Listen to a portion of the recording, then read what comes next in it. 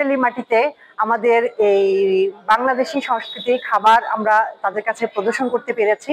এটা খুবই আসলে আনন্দের বিষয়।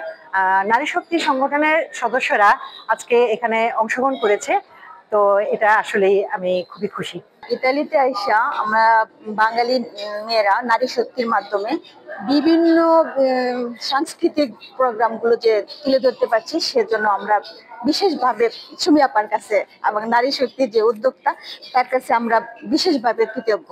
এবং বাংলাদেশের বিভিন্ন কালচার, গ্রামীণ পরিবেশ এগুলো আমাদের ইতালিতে তুলে ধরতে পারছি দেখে আমরা খুবই আনন্দিত।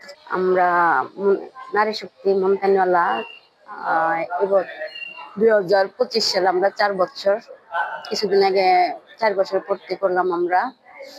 এখন একটা সৌজন্য মাঝখান দিয়া একবার আমরা মেলাতে অংশগ্রহণ করেছি 12টা দেশের সাথে। আর এখানে মঙ্গলবার দিন আমি ছিলাম 28 তারিখ, গত 28 তারিখেও ছিলাম এখানে, আজকেও আমি আসছি। এখন আমাদের দেশীয় খাবার নিয়ে ইটালিয়ান বা অন্যান্য অনেক জায়গার লোক এখানে আছে। 28 তারিখে দেখা হয়েছে এদের সাথে।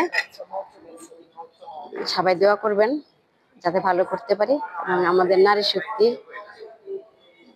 সুমিভাবে আমাদেরকে নিয়ে নারী শক্তি সংগঠন প্রায় 4 বছর হয়ে গেছে। আমরা সবাই মিলে একসাথে আছি এবং সবকিছুতেই বাঙালিদের যত কাজ আছে সব ভাবি যে বাচ্চাদেরকে, মহিলাদেরকে, যারা নতুন আসে সবাইকে যতটুকু পারে সহযোগিতা করে, যতটুকু পারে তাদের কাছ থেকে আইনে আমাদেরকে দিতেছে। মানে এটা সব অবদান সুমি ভাবির।